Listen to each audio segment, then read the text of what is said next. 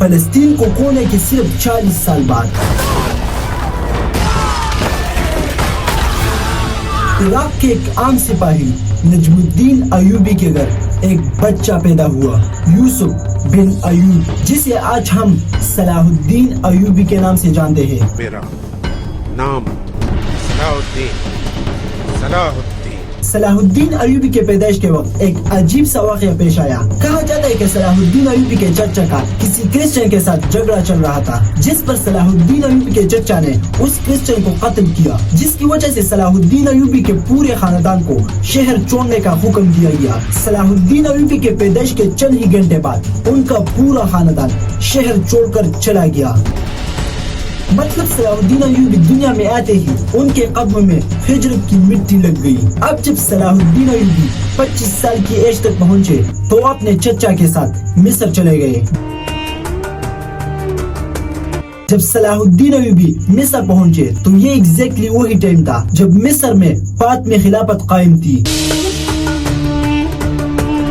یہ خلافت پہلے بہت طاقتور تھی، لیکن اب اپنی آخری سانسیں لے رہی تھی۔ حکومت صرف نام کا ہی حکومت تھا، باقی پورا ملک اندرونی سازشوں اور کرپشن کا شکار تھا۔ فاطمی حکمران صرف نام کے حکمران تھے، جبکہ اصل اقتدار وزیروں اور جرنیلوں کے پاس تھا۔ اب جب مصر میں یہ سب چل رہا تھا تو یہ ایگزیکٹلی وہی ٹائم تھا جب صلاح الدین ایوبی اپنے چچا کے ساتھ مصر پہنچے۔ صلاح الدین ایوبی کے چچا نے وہاں کا پورا کنٹرول اپنے ہاتھ میں لے لیا، جس کے بعد صلاح الدین ایوبی کے چچا پورے مصر کا وزیر اعظم بن گئے۔ لیکن کچھ ہی مہینے بعد صلاح الدین ایوبی کے چچا کا انتقال ہو گیا، جس کے بعد صلاح الدین ایوبی مصر کے وزیر اعظم بن گئے۔ اب جب صلاح الدین ایوبی مصر کے وزیر اعظم بن گئے تو یہ ان کے لیے ایک بڑا امتحان تھا۔ ایک طرف کروسیڈرز مصر کی طرف بڑھ رہے تھے اور دوسری طرف ریاست اندرونی سازشوں کا شکار تھا، لیکن صلاح الدین ایوبی کو ان سب چیزوں کا کوئی پرواہ نہیں تھا۔ انہوں نے بہت اچھی طریقے سے مصر کو سنبھالا۔ انہوں نے پہلا کام اپنے اندر کے غداروں کا خاتمہ کیا اور اپنے وفادار لوگوں کو عہدوں پر بٹھایا۔ صلاح الدین ایوبی نے فاطمی خلافت کی بجائے عباسی خلافت کی بیعت کی، کیونکہ وہ خود سنیوں سے تعلق رکھتے تھے۔ صلاح الدین ایوبی کی اس اقدام سے سنی مسلمانوں کو تھوڑا عزت ملا اور آہستہ آہستہ فاطمی خلافت کا اثر کم ہوا اور کچھ وقت بعد بغیر خون خرابے کے فاطمی خلافت ختم ہوا۔ یہ تاریخ کا ایک بہت ہی اہم موڑ تھا، کیونکہ اس کے بعد مصر دوبارہ اسلامی اتحاد کا مرکز بن گیا۔ صلاح الدین ایوبی نے یہ سب کام صرف چند ہی سالوں میں کیا اور وہ بھی بغیر خون خرابے کے۔ اب مصر ایک نئی روح کے ساتھ کھڑا تھا اور صلاح الدین ایوبی ایک مضبوط بادشاہ بن چکے تھے۔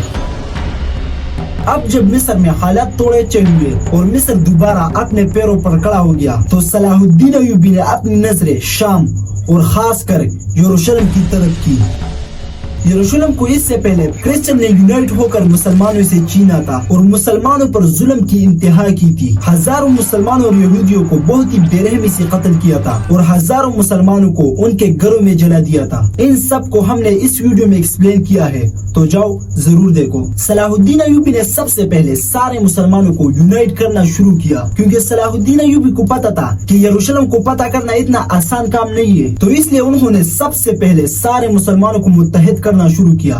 اب اس پوائنٹ کو ذرا غور سے دیکھیے، اتحاد، یونٹی۔ آپ دنیا کی تاریخ دیکھیں، دنیا میں جس نے بھی ایک بڑی اچیومنٹ حاصل کی ہے انہوں نے پہلے اپنے لوگوں کو متحد کیا ہے۔ ریاست مدینہ سے پہلے آپ صلی اللہ علیہ وسلم ایک ایک کے گھر گئے اور ایک ایک کو اسلام کی دعوت دی اور پھر ان مسلمانوں میں اتحاد پیدا کیا، ان کے درمیان پیار پیدا کیا۔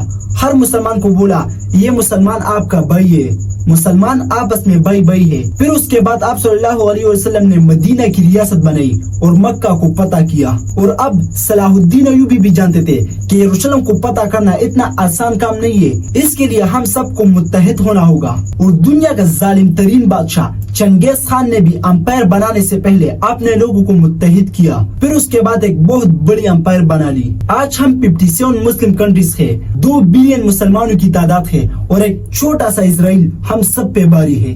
کیوں؟ آپ کہیں گے کہ اسرائیل کے پیچھے امریکہ کھڑا ہے نا؟ اسرائیل کے پیچھے امریکہ بھی کھڑا ہو تو بھی فرق نہیں پڑتا۔ اگر ہم 57 مسلم کنٹریز متحد ہو گئے تو مسلمانوں کو جہاں بھی شکست ہوئی ہے اپنے لوگوں کے ہاتھوں سے ہوئی ہے۔ فلسطین ہمارے ہاتھ سے کیوں نکل گیا؟